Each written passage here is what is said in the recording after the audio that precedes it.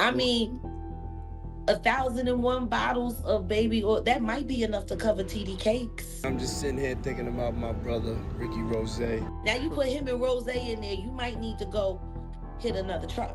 Like the slippery soap. Yo, I actually washed the car because I'm supporting my brother. I'm not just buying slippery soap. I'm actually using it myself. Recently, 50 Cent nearly broke the internet by posting an AI video that sparked off a Diddy needed 3 gallons of baby oil for Ross commentary. The post, dripping with sarcasm, triggered a wildfire of speculation across hip-hop circles and social media. That showed up at the 85 South Boys show and realized, ain't none of these gay, I'm leaving. I've seen that he does on camera, kissing the back of man's neck and saying certain things. Rick Ross, Rick Ross, ooh. Was it just another troll? Or was there something messier beneath the surface? What followed was a chaotic blend of meme warfare, savage clapbacks, and eyebrow-raising reactions from Rick Ross and even his ex, Tia Kemp. Today, we unravel how one petty jab turned into a full-blown saga of oil, egos, and explosive drama. Chapter 1. The social media spark on 50 Cent's 3 gallons post. On the evening of July 18, 2025, rapper and entrepreneur Curtis 50 Cent Jackson ignited a storm across social media platforms after posting a now viral message on X, formerly Twitter. 50 Cent has reignited his long-running feud with Sean Diddy Combs by posting an AI-generated video mocking the embattled rap mogul. While that video helped circulate the quote, "Diddy needed 3 gallons of baby oil for Ross" widely, it appears to have originated from online interpretation or satire, rather than an official post by 50 Cent. What is verified is that just days later, 50 Cent had shared an AI-generated video mocking Sean Diddy Combs on Instagram, which featured a caricature of Diddy in a pink dress emblazoned with a Johnson & Johnson baby oil logo. The video was set to the track Baby Oil Freak Off Party by Jody Too Good and captioned, "I didn't know Diddy walked in the Michael Amiri show. When did he make Bond?" The video was created by an Instagram user and rapidly gained traction. Within hours, online forums and media outlets began amplifying the clip, reigniting discussions around Diddy's legal issues and bizarre evidence found during prior raids. The context dates back to March 2024 when federal agents executed coordinated raids on Combs' properties in Los Angeles and Miami, tied to an ongoing criminal investigation led by the Department of Homeland Security. During the raids, authorities reportedly discovered over 1,000 bottles of baby oil and lubricant. Things like guns, ammunition, electronic evidence, and more than 1,000 bottles of baby oil. According to leaked inventory records and reporting by Rolling Stone, CNN, and the New York Post, these substances were logged as part of a wide collection of seized materials, including surveillance footage and electronic devices. The peculiar detail became one of the most meme-worthy and discussed elements of the case. When Diddy's legal team attempted to downplay the baby oil stockpile, claiming it was bulk purchased from Costco, the public reacted with disbelief. During a May 2024 monologue, Jimmy Kimmel publicly questioned the claim, joking that Costco doesn't carry such quantities, a statement backed by Decider in a follow-up verification piece. Against this backdrop, the July 2025 post attributed to 50 Cent, 3 gallons of baby oil for Ross, took on a sharper, more loaded meaning. Although it was never confirmed that he posted this exact phrase, the line was widely quoted and debated in hip-hop spaces and meme culture. As the meme spread, Rick Ross, whose real name is William Leonard Roberts II, was suddenly inserted into an already volatile conversation. Speculation intensified on platforms like Reddit, Instagram, and hip-hop forums, including Lipstick Alley and The Collie, with users debating whether 50 Cent's post implied a deeper connection between Rick Ross and Diddy's now infamous freak-off parties. For example, a Reddit on user FoMwan noted, "Context is that federal law enforcement seized over 1,000 bottles of baby oil and lube from Diddy's various properties. It ended up becoming a bit of a meme." Meanwhile, another post from Out of the Loop highlighted 50 Cent's consistent trolling. 50 Cent is one of the biggest trolls probably ever, and he really does not like Diddy, since forever, basically. Despite the wave of commentary and speculation, there is no official documentation or evidence linking Rick Ross to any of these allegations or material seized during the Diddy investigation. Media outlets have consistently avoided tying Ross to the legal case, and neither he nor his legal team have issued public statements addressing the rumor. Nevertheless, the internet ran with it. TikTok and Instagram Reels were flooded with memes. Even YouTube channels and hip-hop news outlets such as DJ Academics, Say Cheese TV, and No Jumper jumped on the story, amplifying it further despite the lack of substantiated claims. The 3 Gallons quote, whether intentionally planted or simply a viral offshoot of 50 Cent's wider trolling campaign, demonstrates how a single ambiguous comment can reshape narratives in the public eye. 50 Cent, who has no longer used social media as a stage for strategic feuds and publicity, once again succeeded in controlling the conversation, reviving interest in Diddy's legal troubles while placing Rick Ross in the center of a meme-fueled controversy. In an era where digital ambiguity often holds more sway than verified fact, the 3 Gallons moment stands as a case study in how modern hip-hop rivalries intersect with viral culture and legal drama, sometimes without saying much at all. Chapter 2. Rick Ross responds, and somehow a hug became part of the story. After 50 Cent's 3 Gallons of baby oil line started lighting up the internet, everyone had the same question: what is Rick Ross going to say? Fans were watching closely, waiting for the slightest sign of a clapback, but Ross, he took his time. Hours went by, still nothing. Then finally, Ross posted a video to X, formerly Twitter. No wild rant, no long caption, just Ross chilling in a pool, champagne in hand, half laughing as he said, "Curtis, Curtis, Curtis, you're so infatuated with my lifestyle. You're a hurt. Get over it, man. Enjoy your glass of fine bubbles and move on in life. Be happy." Curtis, Curtis, Curtis, you're so infatuated with my lifestyle. You see me out on the yacht with a black, beautiful woman. That was it. No direct mention of the baby oil line, no real denial, just vibes. He looked relaxed. The tone, calm, maybe too calm. Some fans thought he handled it like a boss, unbothered, sipping Bel Air like it was just another Tuesday. Others weren't buying it. They said the laugh felt forced, his energy a little off. Twitter detectives went full CSI, analyzing his body language, his tone, even how many bubbles were in the champagne glass. Then it got weirder. Around the same time, Ross had posted a totally unrelated photo, just him hugging a male friend. Simple, normal, but in true internet fashion, some folks twisted that too. They started dragging the photo into the conversation, tying it to 50's innuendo like it was part of the same story. It wasn't. But at that point, facts didn't matter. The drama had a life of its own. And that delay in Ross's response, it made everything worse. In the hours between 50's post and Ross's video, the comment section was wild. People were saying things like, "From the moment 50 said Ross, we knew something was cooking, and even though nothing's confirmed, all signs point to a setup." Ross's response, or lack of one, didn't clear anything up. If anything, it added fuel. The story kept growing fast. It trended on hip-hop forums, blogs, Twitter threads, TikTok stitches, all from one petty jab that somehow turned into an ongoing saga about oil, egos, and now, a hug. In a world of rap beefs and online shade, silence can speak louder than words, and in this case, Ross's cool, collected energy might have just made everything messier. Chapter 3. Tia Kemp trolled, misread, then clarified.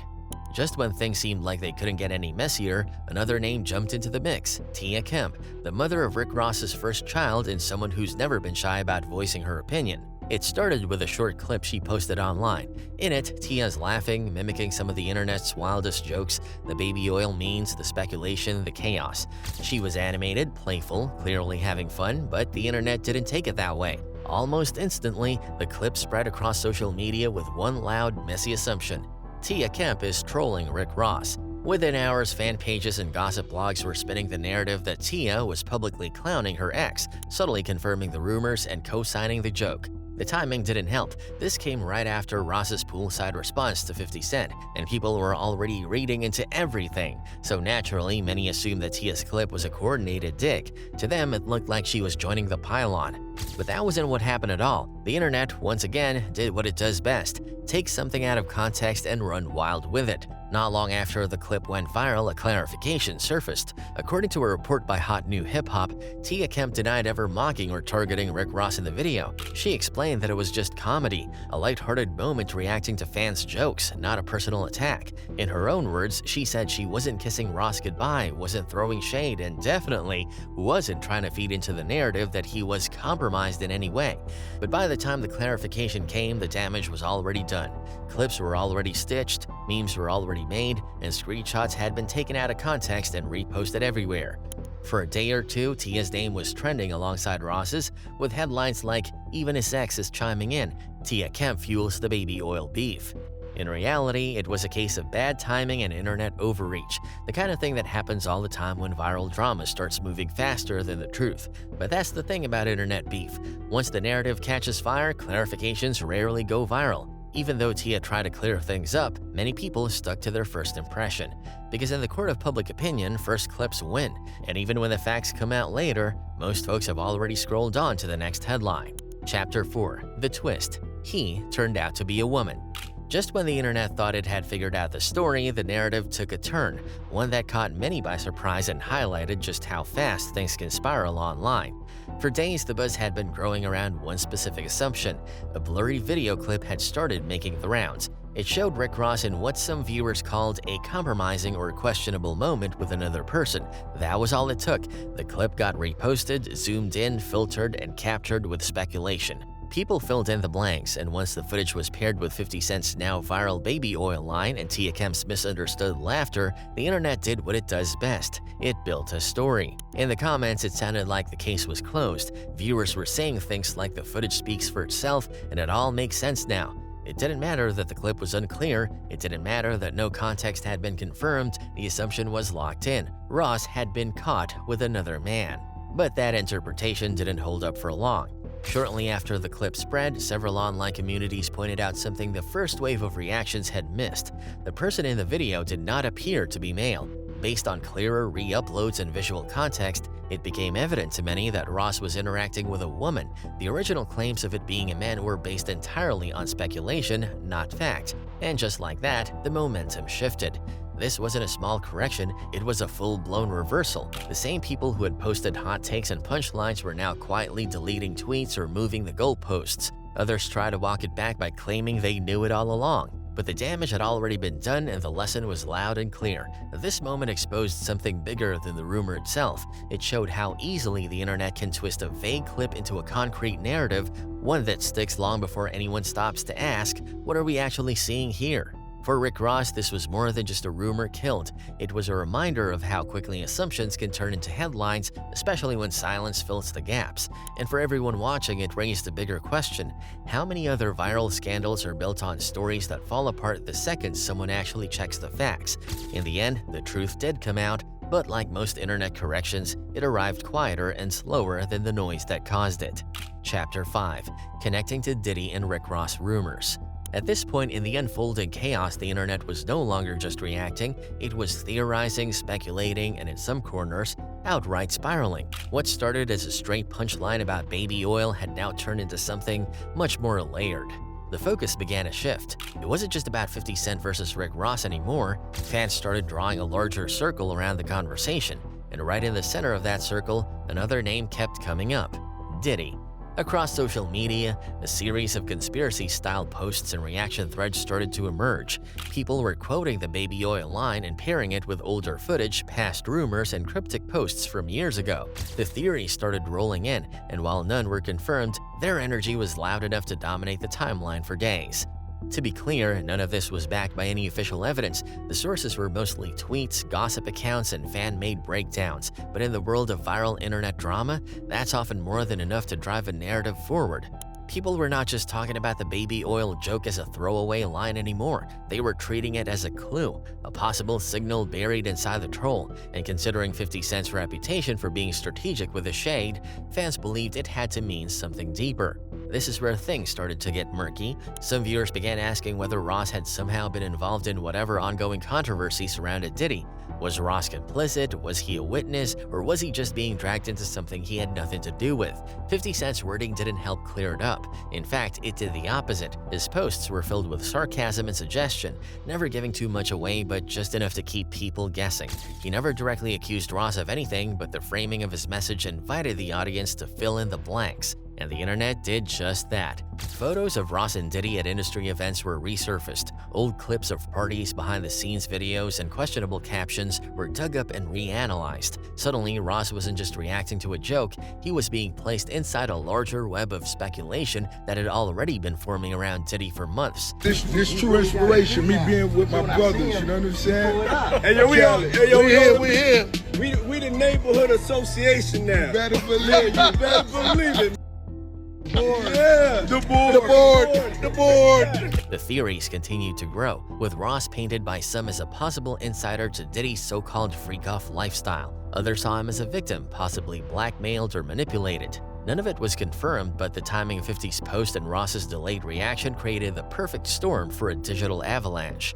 By now, the original meaning of the baby oil line didn't even matter. The symbolism had taken on a life of its own, and the mere mention of Ross's name next to Diddy's in this context was enough to shift public perception.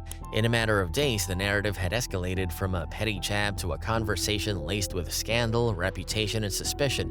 Whether Ross was involved or not, his silence and the timing of everything allowed the rumors to spread.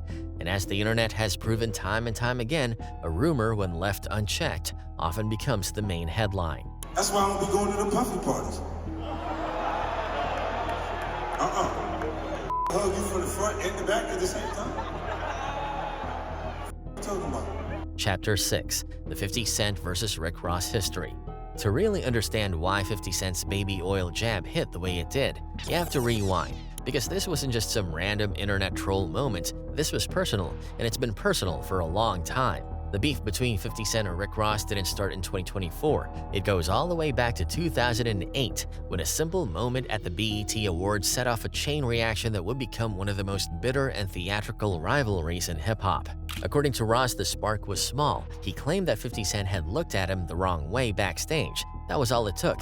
From that one look, things escalated quickly. What followed wasn't just a couple of diss tracks, it became a full-scale media war. 50 Cent didn't just respond with lyrics, he responded with strategy. In 2009, he launched the infamous Officer Ricky cartoon series, mocking Rick Ross for his past as a corrections officer. The cartoon wasn't subtle, it portrayed Ross as a joke, a fraud, someone who had no place in the street narrative he was rapping about.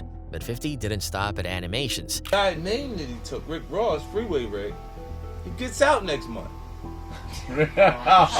18 years, you know he's gonna be knocking on his door like and you're a correctional officer and you decide to stop working corrections in order to go rap as if you're the biggest drug dealer in Miami. He also released interviews with Ross's ex, Tia Kemp, the same woman who would resurface years later during this baby oil drama. In those early videos, 50 painted Ross as soft, disloyal, and completely inauthentic. It wasn't just about attacking his music career, it was about dismantling his image piece by piece. The feud stretched beyond diss records. It turned into a psychological battle, one built around humiliation, image warfare, and relentless internet pressure. 50 Cent has always been known for his ability to troll, but with Ross, it was different. It felt more methodical, more personal. Every move was calculated to sting. Even after things cooled off in the public eye, the tensions between them never fully disappeared. Interviews would pop up every now and then, subtle jabs would be thrown, and fans would always wonder if there was another round coming. That's why when 50 posted the 3 gallons of baby oil line, longtime followers of the beef knew exactly what time it was. This wasn't just internet shade. This was a callback, a continuation, another chess move in a feud that had lasted over a decade. That's also why so many fans believe this latest wave of trolling wasn't random or innocent. It felt like payback disguised as humor. And given 50 Cent's history, that theory isn't hard to believe. When 50 trolls, there is usually a motive behind it. And when the target is Rick Ross, it's almost always personal. Chapter 7: The Internet's Jury. Troll or Truth? As the dust settled, one thing was clear. This wasn't just a petty joke. The 3 gallons line cracked open an entire world of speculation, one rooted in past beef, legal drama, and pop culture curiosity. In the end, 50 Cent never confirmed he said the exact phrase, but his followers didn't need confirmation. In the court of public opinion, perception is everything. Meme culture gave the story legs. Real-world legal battles gave it weight, and 50's history of surgical trolling gave it a sharp edge. Whether fact, troll, or deeper signal, he once again made the internet bend to his will. All it took was one outrageous line.